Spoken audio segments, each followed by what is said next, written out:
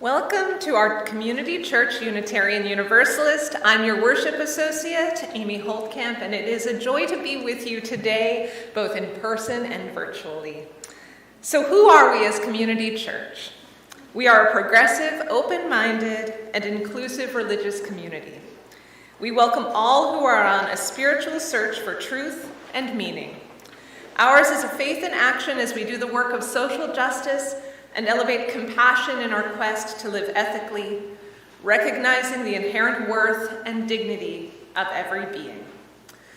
Please look to your weekly email for announcements. And now I'd like to introduce our board president, Kathy Larimer, who will introduce a brief video and have an announcement of her own.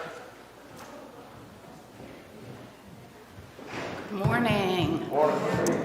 So, Community Church Unitarian is part of Together New Orleans. And so since Hurricane Ida, there's been a concept, the Community Lighthouse Project, that is this week on Tuesday going to be unveiled in the City Council.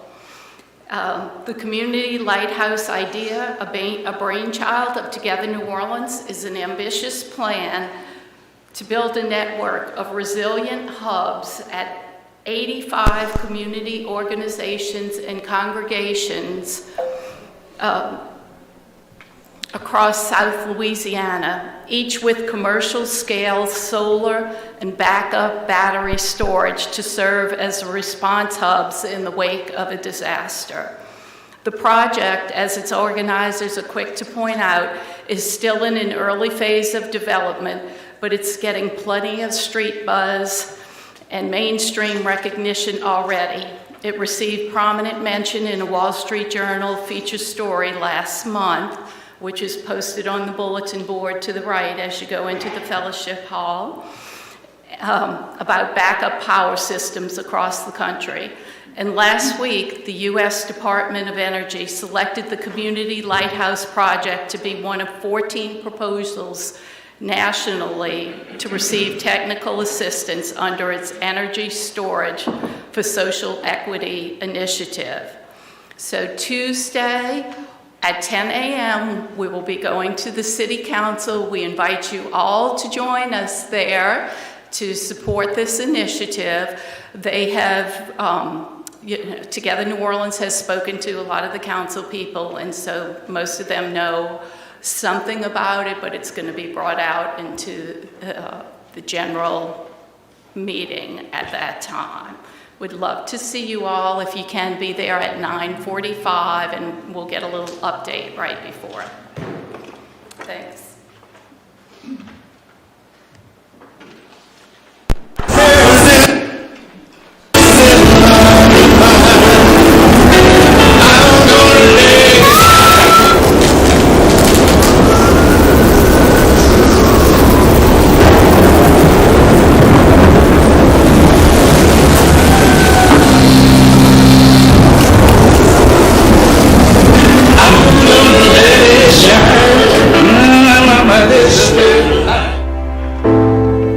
Let's face it, in South Louisiana, we know more about natural disasters than we'd like to.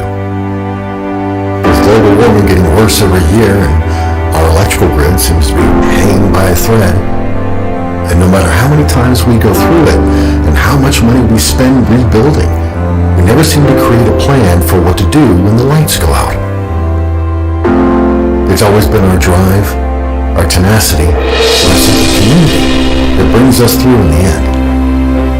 So what if we stop waiting for somebody else and create the plan ourselves? The Community Lighthouse Project is a strategy built on a network of 85 congregations and community institutions across our community, each with solar panels and backup battery storage to serve as response hubs in a disaster. Nobody would live more than a 15-minute walk from the lighthouse, which becomes a safe haven that can help with food, shelter, and emergency services people need, which can operate even when the power grid is down. It also creates jobs and finally moves us towards renewable energy. Do Together New Orleans is taking the initiative to make this possible. It won't always be needed. We'll know it's there, waiting for us.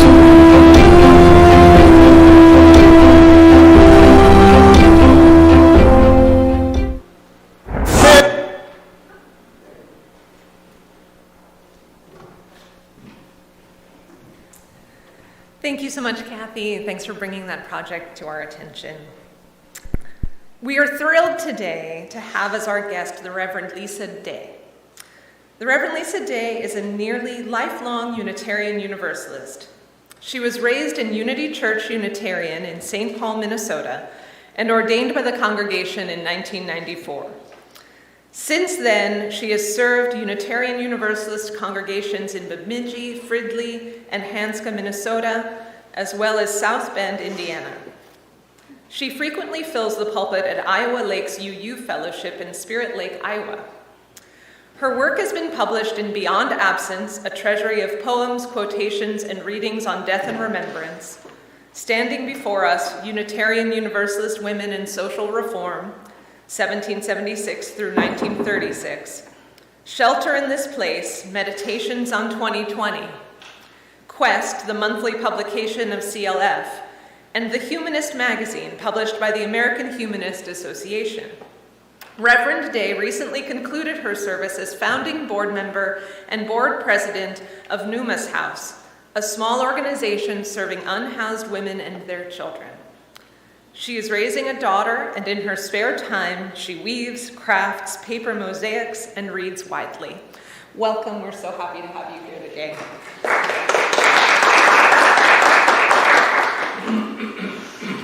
It is Community Church's custom to light a chalice invoking hope and eternal truth to our worship. Please join us in singing, We Light This Flame.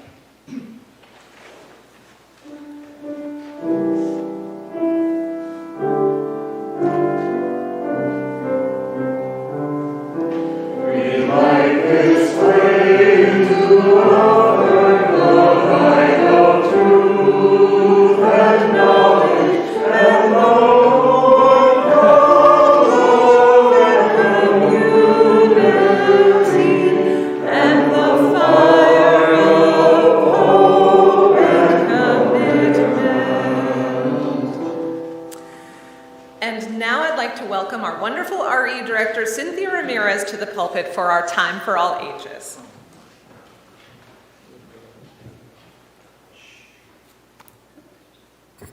Good morning, everyone. Good morning. It's good to see everybody this morning, and happy spring. And I want to welcome the children. Yay, they're back in the sanctuary. Good to have y'all back and see your lovely faces again. Okay, so first day of spring. So this is a reading. It's called Spring Equinox, and it's by Deborah Hall. Day and night, dark and light, are equal in length. The trees' hard resting buds are pliant again. Whorls, eggs, columns, and frogs, motifs of ancient renewal, populate our dreams and inscapes. Volumes of light flood the air, revealing grime on windows, cobwebs along walls. As we perform our rituals of spring cleaning, throwing off sluggishness and tonifying our livers, we can hear bird songs from every room in the house. Ecstatic of heart again, we are like haiku writers trying to contain elation in just 3 lines. Even though the winds of change and uncertainty gust, when ostrus eggs are pure, potential cracks open, we pluck our intentions from our vision boards, ward our brows, and stride courageously out. What finds shape and strength now will determine the rest of the year. We call on our kindred humans and non-human.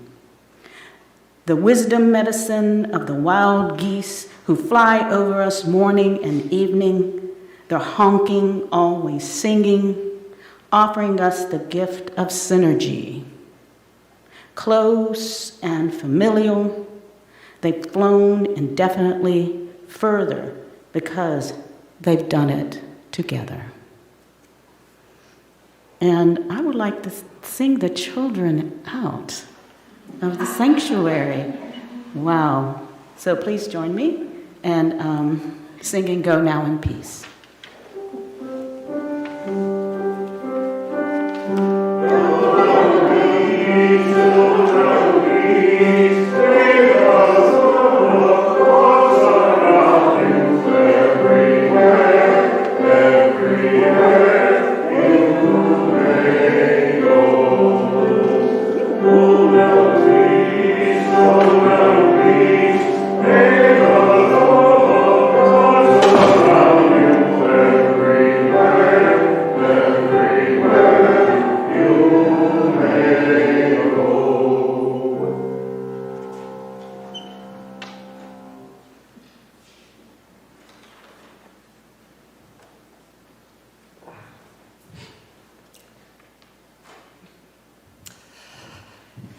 It's good to be with you this morning. I am grateful for the invitation. I am grateful to Amy for helping with the arrangements and the perfect picture on the order of service.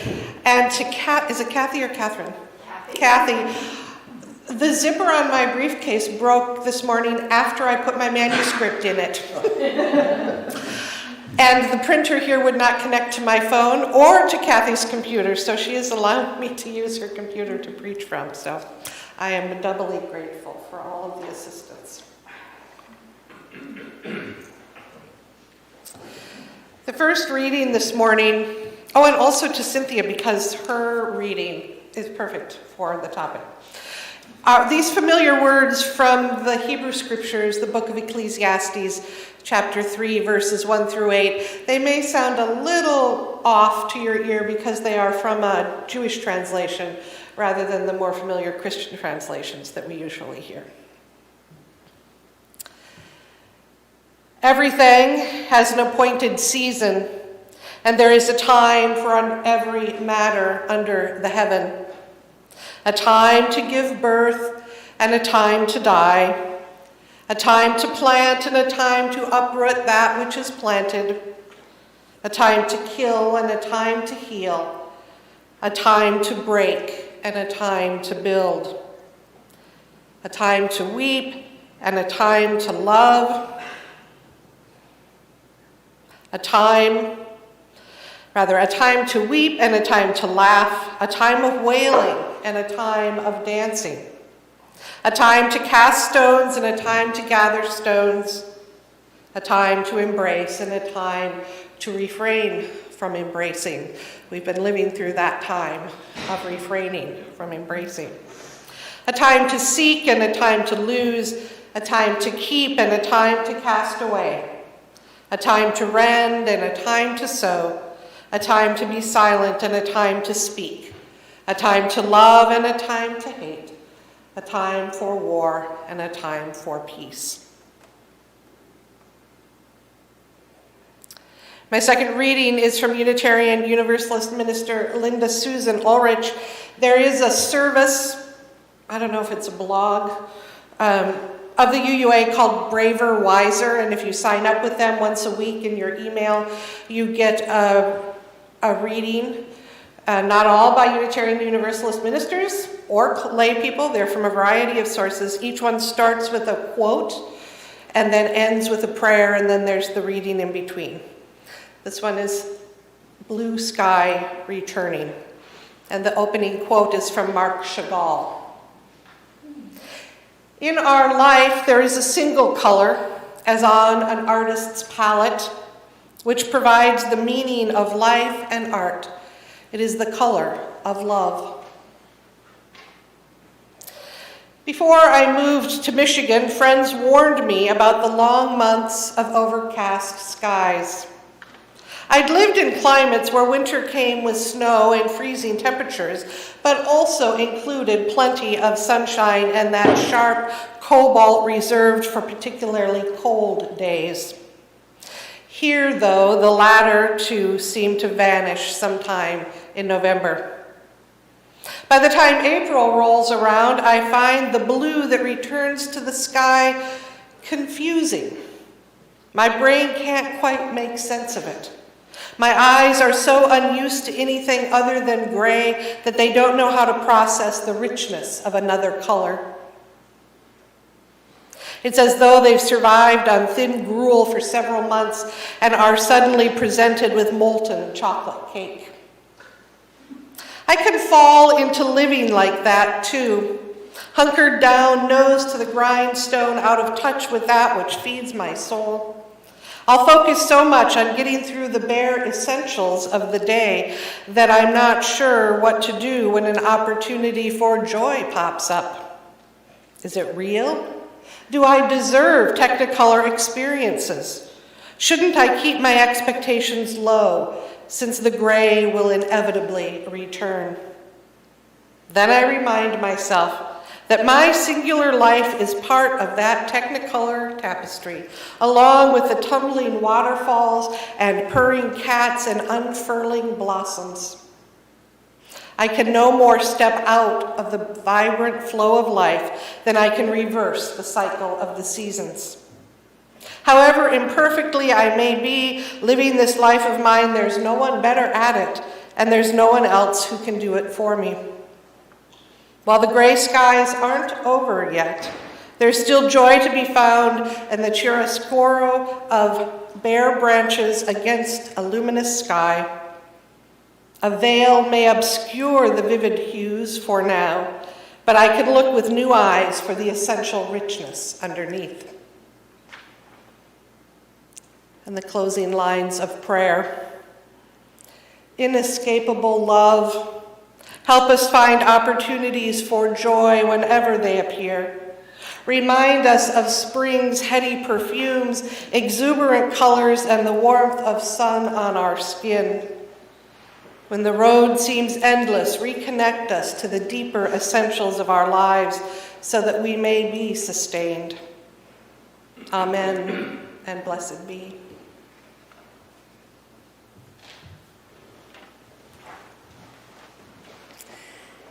Community Church Unitarian Universalist is a self-sustaining congregation. Members and friends' generosity help us do the sacred work of bringing justice, spirituality, and compassion to our community and beyond. You can give in person, and we'll have some folks come around in a moment, but you can also give online at ccuunola.org/stewardship or by text at 504-370-2659. Just text GIVE. You can also send a check to CCUU at 6690 Fleur de Lis Drive, New Orleans, Louisiana, 70124. We thank you so much for your generosity and for being a part of what we do at Community Church.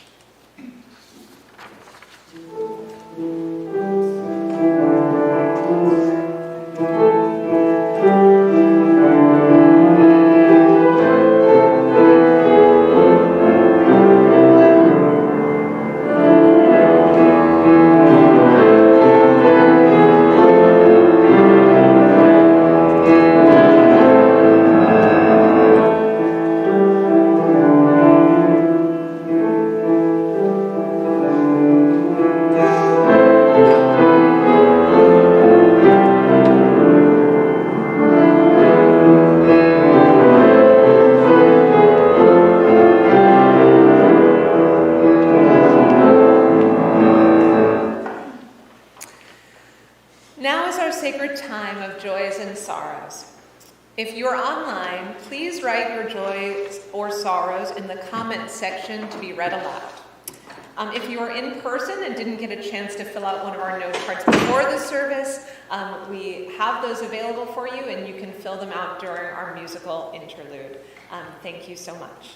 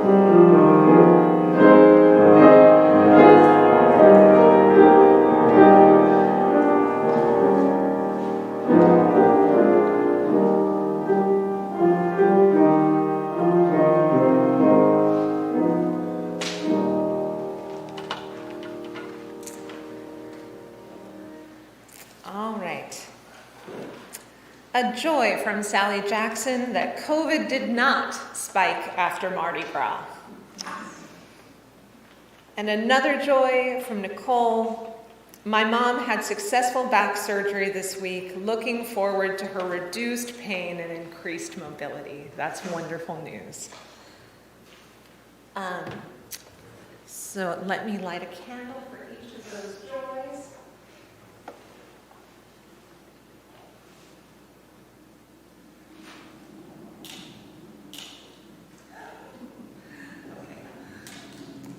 Sorry, I love the difficulty this morning.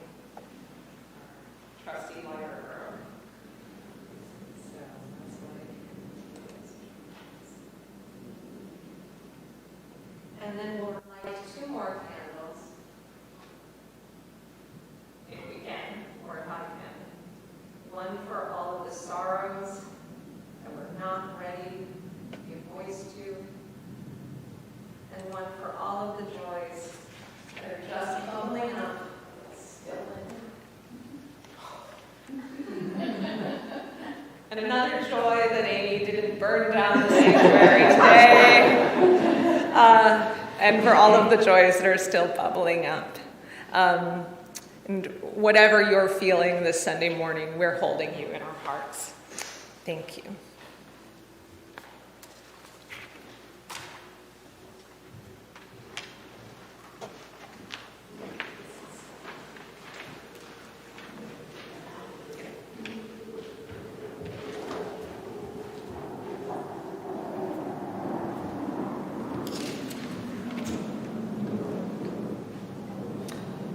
Do you want to go ahead with the music, even though I'm out of order? Or did you already do it? Would you like some music? No, it's fine. I can go ahead with the sermon. It's just that I put both of the readings together and I wasn't supposed to.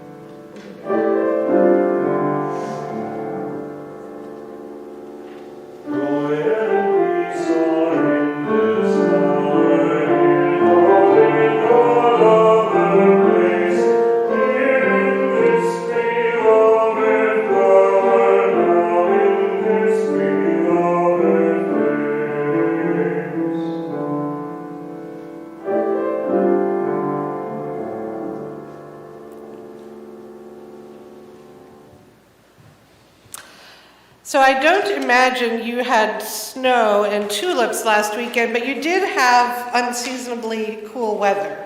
Am I right? About a week ago? Yeah. I'm probably more accustomed to that up in Minnesota than you are here. Temperatures and precipitation that seem unseasonably cool, cold, or downright frigid in comparison to the rest of the country, or wildly out of sync with the tidy 4 seasons of 3 months each meteorological cycle of the year. I was living in Boston the year of the great Halloween blizzard in Minnesota. Still, I grew up fighting with my mom most years about the necessity of wearing a winter jacket under or over my Halloween costume. Spring, already well underway here and in many parts of our northern hemisphere, is perhaps when Minnesota's weather-related out of sync with the calendar-ness is most noticeable and or most maddening. My daughter has been predicting the arrival of spring for several weeks now, by which she means no more snow, ice, or bitter wind. I keep replying, remember that time Daryl had to dig, pull, and push our car out of the snow in the parking lot? That was April 15th. Spring in Minnesota just doesn't align with spring in other parts of the country. It doesn't align with meteorological spring with its March 1st start date now past. It doesn't align with astronomical spring starting today. In fact, the temperatures don't align, they come later, but we reached 12 hours between sunrise and sunset about 4 days ago. So even that harbinger of spring is out of sync in Minnesota. Spring doesn't align with popular depictions, traditional activities, and fun fashion choices. None of the trees in the churchyard were blooming yet, and when I left home on Friday, the tulips in the parsonage garden you couldn't even see the green shoots. Easter egg hunts seldom take place out of doors in my part of the country, and snow boots are more often paired with Easter finery than Easter bonnets. Spring in Minnesota aligns only with Minnesota's own hyper-local calendar of seasons. Last weekend's temperatures may have made you wonder if you'd suddenly been transported several hundred miles north, but you're probably more likely to feel your weather is out of sync with popular cultural depictions of the seasons around Thanksgiving and Christmas. I would imagine the horse never pulls the sleigh through the white and drifty snow on the way to southern Louisiana grandma's house. And the snow falling in popular Christmas tunes isn't falling here either, right? There's a kind of northern tyranny when it comes to winter holidays and popular culture.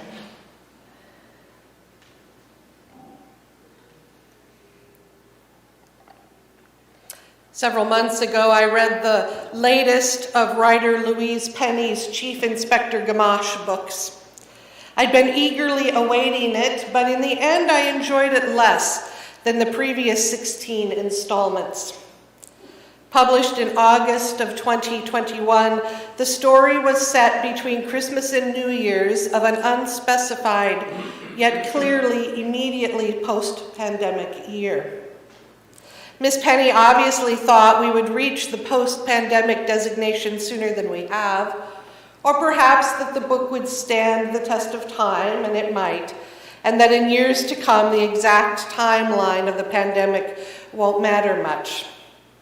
But for me, in late 2021, it was jarring to read reference after reference to the pandemic in the past tense, to lessons learned from the moral failings at the height of the pandemic, to memorial trees and gardens planted when I was and we are still living in pandemic time. Time altered from the earliest days and the intermediate months and the whole first year and most of the second year of the pandemic, but pandemic time nevertheless. Not yet free of fear. Too soon for major memorials. Not distant enough to have begun revising and revamping systems and attitudes based on the lessons that are emerging from our experiences and our behaviors. I felt displaced. I read lots of books, and some of them are set in the distant past and others in the far future, most of them somewhere in between. I'm fairly adept at moving back and forth between the temporal setting of a story and the temporal setting of reality, even when a story may have more than one temporal setting. The discombobulation I experienced while reading The Madness of Crowds was therefore unfamiliar and can perhaps be attributed to the pervasive discombobulation of the times we're currently living. While I was disconcerted by this particular instance of feeling slightly or wildly out of sync, in general, I'm pretty familiar with that situation. You might be too. We know something about living out of sync with the seasons as we think they should be. Displaced from either familiar time or familiar space, or perhaps both, has been par for the course for the past couple years. But COVID is far from the only phenomenon that creates that sensation for us.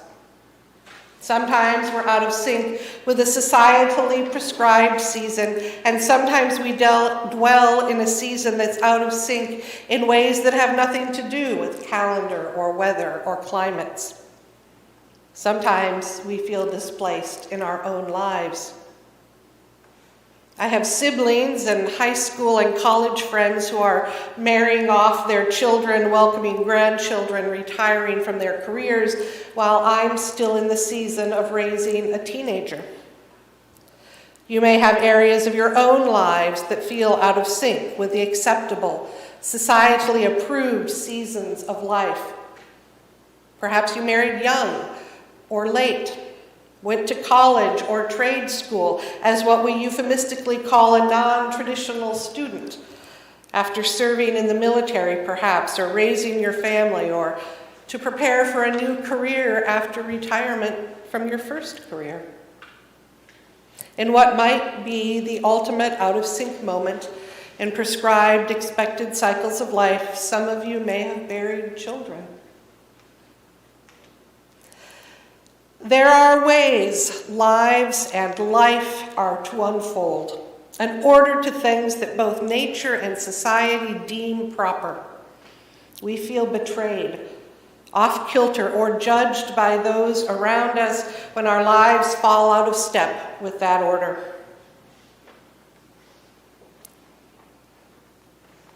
Still, because we have learned across the centuries that order exists most reliably in our imaginings and not in our unfolding lives, we have developed means of reassuring ourselves that being knocked out of kilter with the established order of things is in fact part of the established order of things, part of the way things are.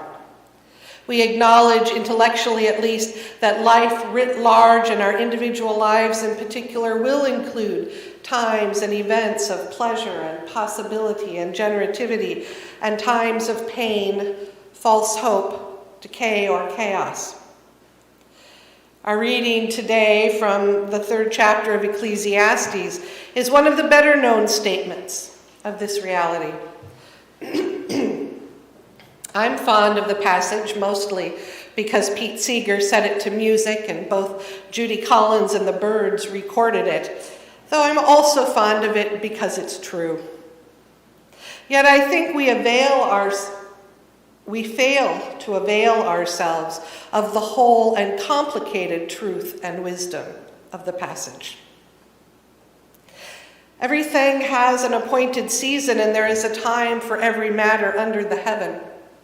We turn to these words most often at times of trial, hardship, and heartbreak to remind ourselves that such are part of life, but not the whole of life.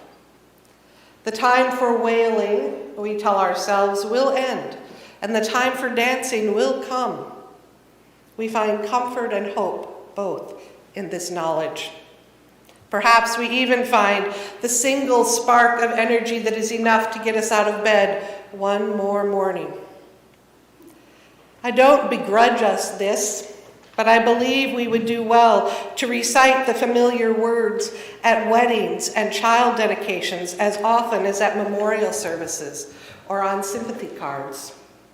To remind ourselves that in the fullness of life, the time for dancing will end too, and the time for wailing will come. Not to cast a pall over a joyous occasion or to invite misfortune into a life just beginning, but rather to remind us that this too is the natural order of things, so that we might be better prepared for when the dancing ends, even if we don't fully believe it ever will. But bringing some balance to our use of Ecclesiastes 3, 1-8, and similar wisdom words, expanding our acceptance of the inevitable end of joyous, hopeful, life-giving times, right along with our anticipation of the inevitable end of mourning, heart-wrenching, despondent times, this balance isn't enough. We still miss an important piece of truth about there being a season for everything and a time for every matter under heaven if we stick too closely to the text. That is, the seasons are not discrete, one following another without any overlap, one ending and then the other beginning. Sometimes birth and death occur simultaneously. Sometimes the time to build must begin before the time to break has ended. We dance and we wail and we dance while wailing. One may end for a while and the other reign freely before ending again. And while we are dancing, others are wailing. The times and seasons overlap and weave and tangle. Further, the good times the preacher, as the writer of Ecclesiastes is known, the good times the preacher mentions, birth, healing, laughing, dancing, even peace, don't all come into our lives at the same time and then give way to all the bad times: death, uprooting, wailing, losing, and war. Rather, we might plant while we are mourning. We might reap in the midst of a time to hate, love in a time to cast away stones. Everything has an appointed season, and there is a time for every matter under heaven, but the times and the seasons are messy, not orderly. The times and the seasons are messy in a world that has a northern hemisphere and a southern hemisphere, where even the more or less predictable seasons are opposite one from another and almost non-existent near the equator. The times and the seasons are messy in a world where geopolitical differences exist, and religious differences exist, and cultural differences exist. The times and seasons are messy in human lives, which are themselves messy from birth until death. The times and the seasons are messy in congregations full of human beings who move through life in different rhythms and at different paces, falling into and out of sync with one another and with the whole.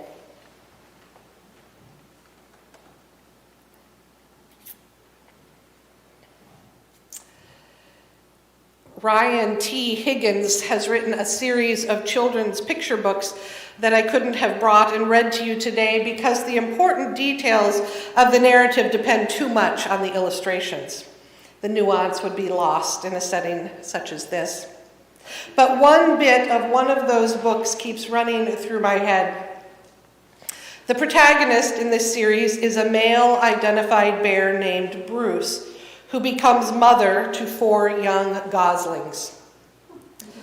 The book, titled Hotel Bruce, begins with these lines. Bruce was a bear who lived with 4 geese, reluctantly, but he was their mom, which meant every winter he migrated south with them. Migration and motherhood is hard work for a bear. Well, yeah, it would be. But so is growing old and friendship hard work for a human being.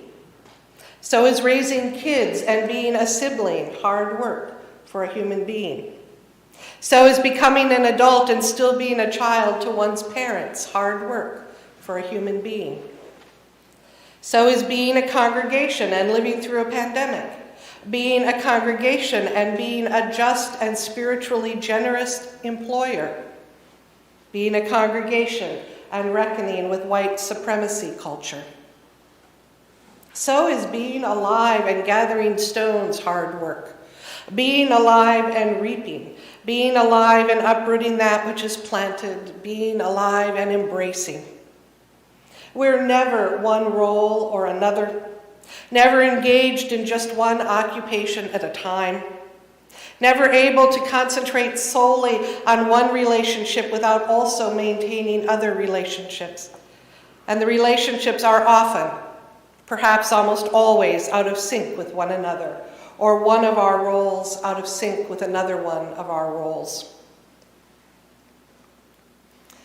There are dozens of ways I could make a point about the complexities of lives and the challenges of living with parts of our life all out of sync from one another. Rather than describing to you a picture book I'm neither reading to you in its entirety or showing you the pictures from, which frankly is bad worship practice, and I apologize for that.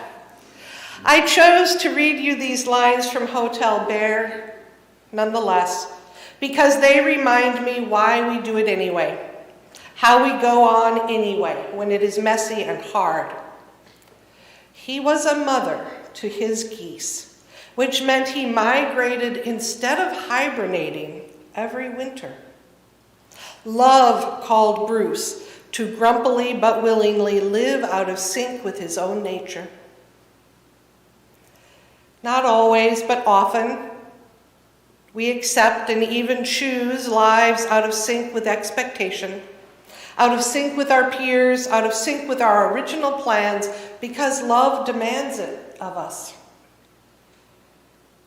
And because God, whose other name is love, rewards the hard work of migration and parenthood, justice making and siblinghood, climate action and friendship with more love. Fierce, deep, and abundant, joyful love. Other times we don't choose it. We're knocked out of sync by illness or natural disaster or political unrest or the awakening of our conscience to the injustice of the world. But even then, love is our reward and our helpmate, support, and sustenance as we hold on and breathe and move through the off-kilter, out-of-sync season. The love of the people and creatures in our lives and the love of God that holds all.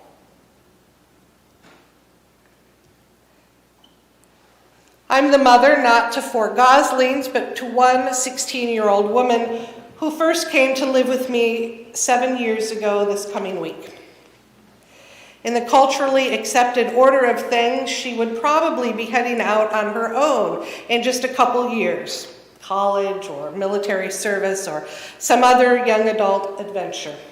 And she may, but I often tell her that most kids live with their parents for about 18 years, and since she didn't come to me until she was 9, she won't be able to leave my home until she's 27. That is an out of sync fulfillment of an ordinary milestone that I cannot demand of her. And my statement of that unrealistic, unenforceable expectation is grounded in love. And not coincidentally, it is love that birthed our family all out of sync with the way too many people think families should be birthed, and love that holds our family through the off-kilteredness of teenagehood and the off-kilteredness of adoption. Not my love, not Lucia's love, or rather not those love alone, but rather again, the love, capital L love, that holds us all. All families, adoptive or chosen or more or less conventional biological families, fall into and out of sync time and again under pressures of external forces, at the beckon of evolving lives that do not ever all evolve at the same pace or in the same direction, and at the invitation of possibilities. Love calls us to remain families anyway, through the seasons out of sync, and rewards us for remaining families anyway. And the great love holds families in all the appointed seasons and the times for every matter. The same is true of congregations.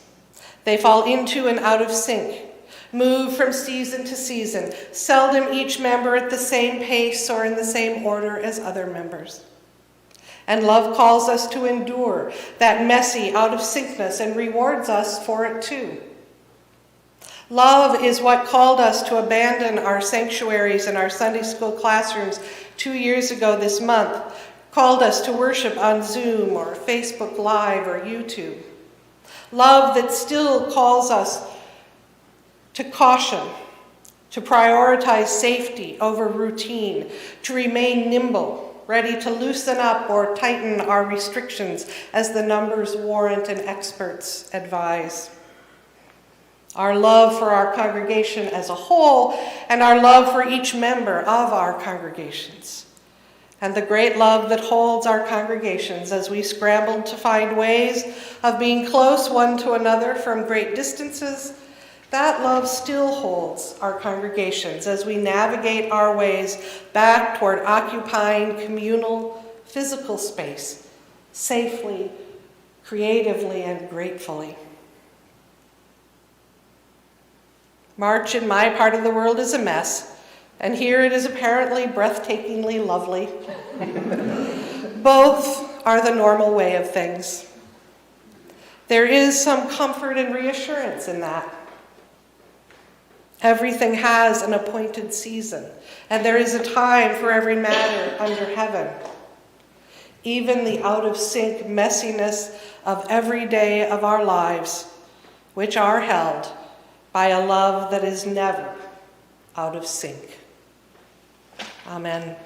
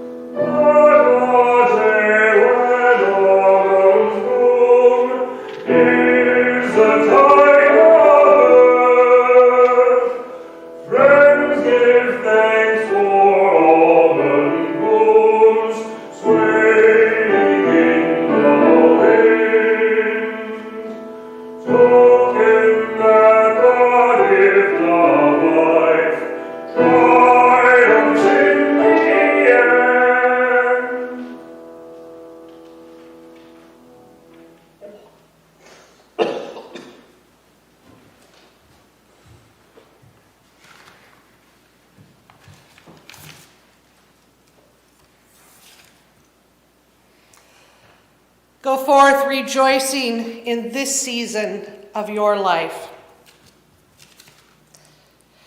Grateful for the possibilities that call you out of syncness, and trusting in life's and love's embrace wherever and whenever you are. Amen.